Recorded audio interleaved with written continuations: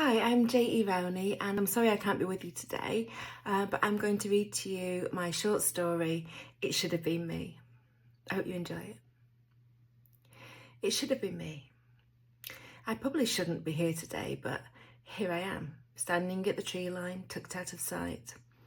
I had to come. I couldn't let the day pass when I know that it should have been me. The ceremony's in a public place, so if he didn't want me here, he could have made other arrangements, somewhere more discreet. For all anyone knows, I'm a passerby stopping to watch the service. None of them would know that it should have been me. There's a decent turnout today, considering the weather. The watercolour sky is more grey than blue, and it's darkening with every passing minute. I suppose they can't hurry the proceedings, even if they wanted to, but the rain is going to fall before the final words are spoken. I wouldn't have chosen this. I'd have plumped for something indoors. I would have thought of the guests rather than the public performance, but today's Melanie's day, not mine. Despite not technically being an invited guest, I've made an effort. I couldn't decide what to wear. Even though I can't let anyone see me here, I wanted to fit in. I couldn't exactly loiter here in a flouncy white summer dress, and the jeans and t-shirt uniform I usually wear didn't seem respectful. I picked out a navy midi dress and pumps, and I wish I'd thought to bring a jacket.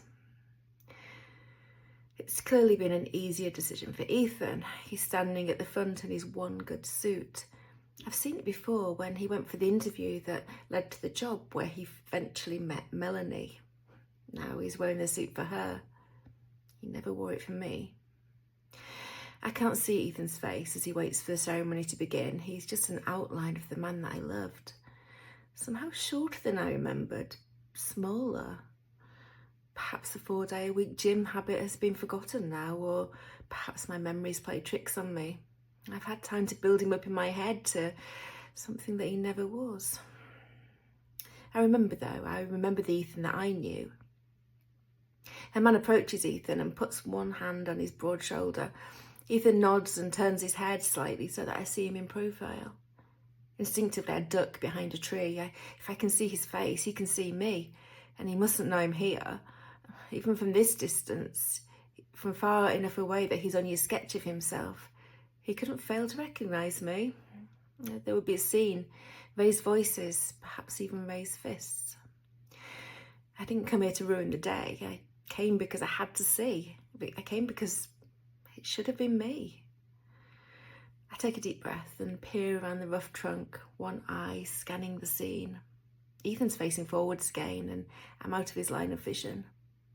Behind him, his sister, Rachel, there at the front with her ankles together and hands clasped on her lap.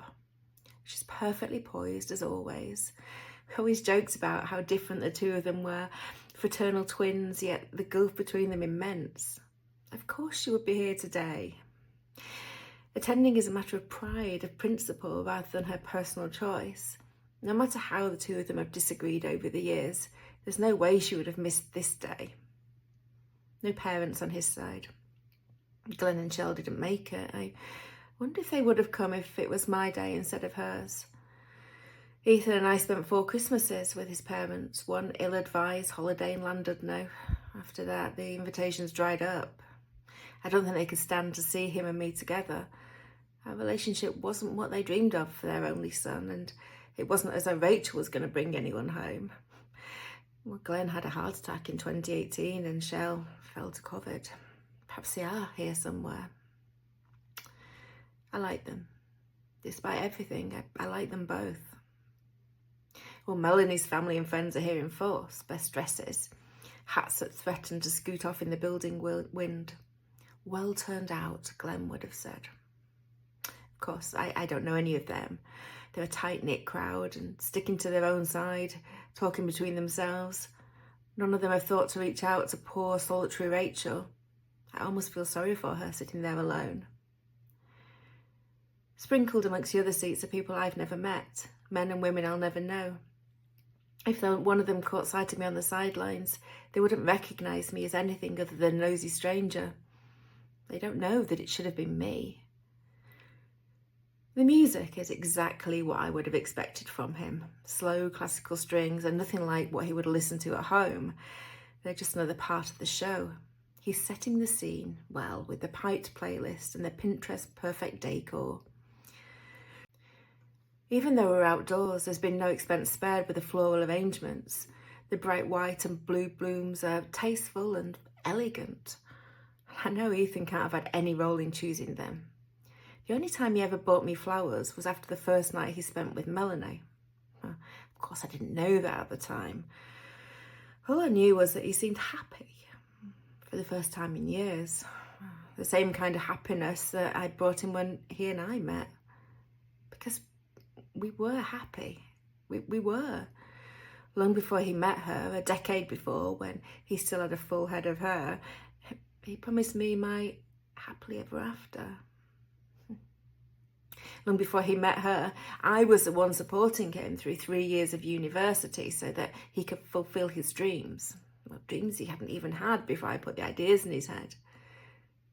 I helped him to become a better person. I saw who he could be. And the more his life developed, the less he needed me, the less he wanted me, and the less he liked me. Well, that's how it felt. As he climbed the ladder, the working days grew longer. Ethan's time at home dwindled to the odd hours before bedtime and awkward cranky period between getting out of bed and dashing back to a job that started to rot him from the inside. It was my fault. I started him off on that trajectory, and before he met me, he was perfectly happy in his shop job. No overtime, no responsibilities, and no repercussions. He never wanted to be the career man, the breadwinner, the high-powered suit that I forced him to be. Well, at least that's what he told me as he offloaded his stress with words first and then with his fists. So it was my fault. I created the monster. I helped him to be a better person, but that person wasn't better at all. When the storm finally broke and he switched from beating me to not coming home at night, I couldn't bring myself to cry for what I'd lost. What I'd lost was months ago in the past. What I had found in the meantime was nothing I wanted. I wish we could go back to the simple days, the early days, but I'd also wish for him to stop. Stop.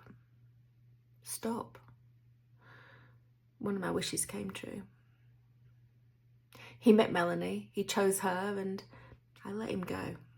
And you would think that would be it, that I could forget and move on, that there'd be no need for me to be here today.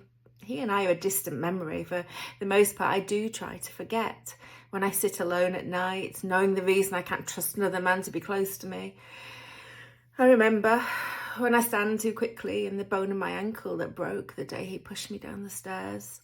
Sent a jolt of pain up my leg, even after all these years. I remember when I wake from a nightmare, sweating from a confrontation that was all in my mind, but was once all of my life. I remember. When I read the notice in the paper, I had to be here. I had to see for myself. Melanie. Well, it should have been me. The music cuts out and the celebrant begins to speak. We are gathered here today.